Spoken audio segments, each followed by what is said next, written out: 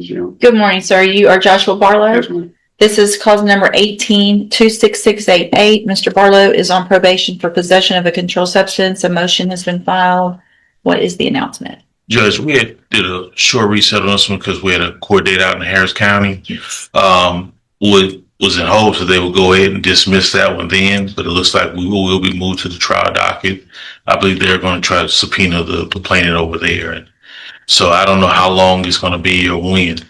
But it's understanding for Mr. Lewis, and I have no reason to doubt that based on my knowledge of that offense, Mr. Barlow, etc., that their subpoena of her will be against her will, and I don't intend to proceed on that with the court's permission in the motion under those set of circumstances, Judge, if that makes sense. Right. And so do we, what are the other allegations? What's the, If we could maybe at this juncture, knowing that, if we could just abandon or bypass those at this moment and have them enter pleas of true or not true just to the administrative violations, maybe get an update, see if there is for some reason any change in that before I formally abandon it. But it is my intention and it is my understanding based on the facts of that case that the subpoena of her, and correct me if I'm wrong, is probably against her will. Right.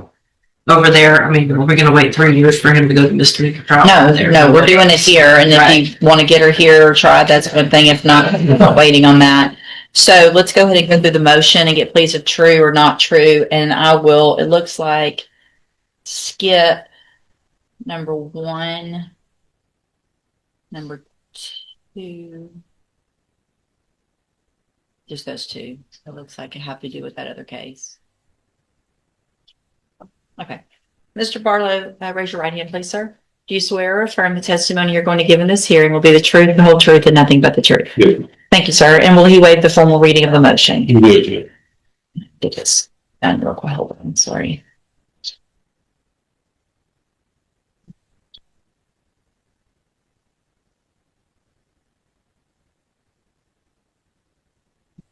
All right, Mr. Barlow, in cause number 17-26688, I have a motion to revoke your community supervision. Shows that you were placed on probation September 18th of 2017 for the offense of possession of a controlled substance, a second-degree felony. That was a 10-year term in prison that was probated for 10 years. Is that correct? Yes, ma'am. It alleges you violated your probation. Count 3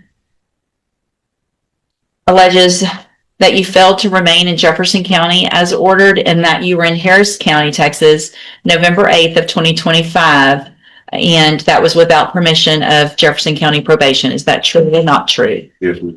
True or not true? True. Count 4 alleges that you failed to immediately report to the Community Supervision Department an up-to-date physical address, and is that true or not true? That I didn't. That you didn't tell them a new address It's not true. where you were living. Okay. Count 5 alleges that you failed to immediately report to the probation department your arrest from November 8th of 2025. Is that true or not true? True.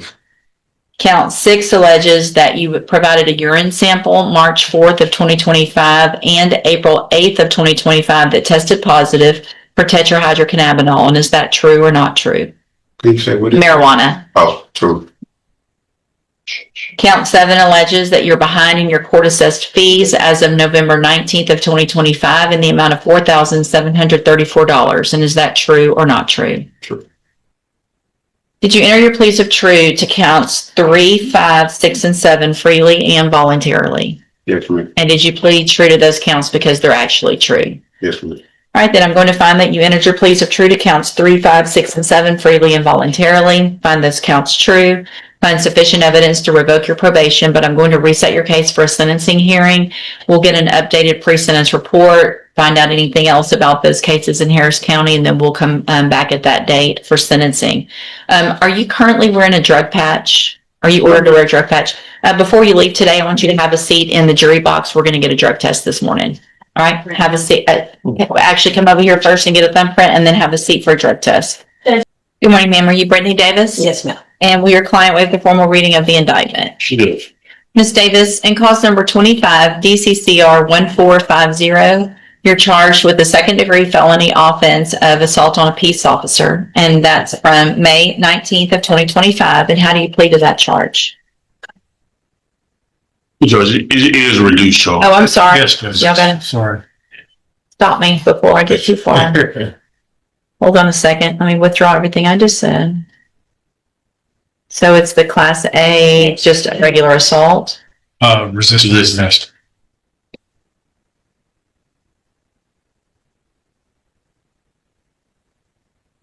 All right.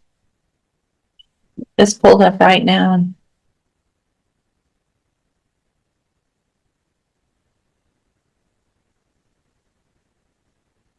All right, so Ms. Davis, in clause number again, 251450, the state's elected to proceed on the lesser included offense of a class A misdemeanor resisting arrest, and that's for May 19th of 2025. And how do you plead to that charge? Guilty.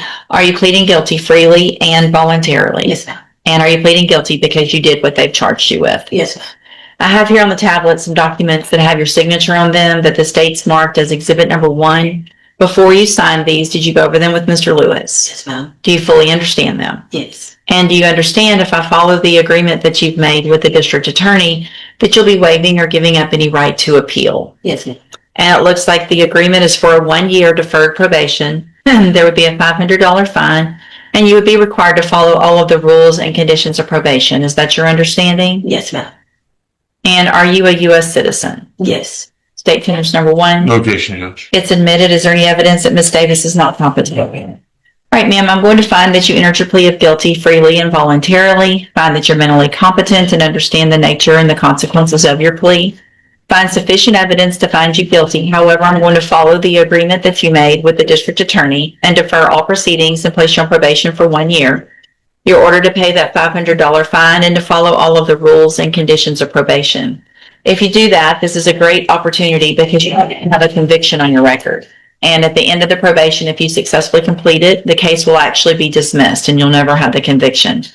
The other side of that, though, is if you violate any condition of probation, you can be brought back into court, you could be found guilty of the offense, and you could be sent to the Jefferson County Jail for up to 1 year. Understand? All right, I've handed you the trial court certification that shows you've waived your right to appeal since I followed the agreement.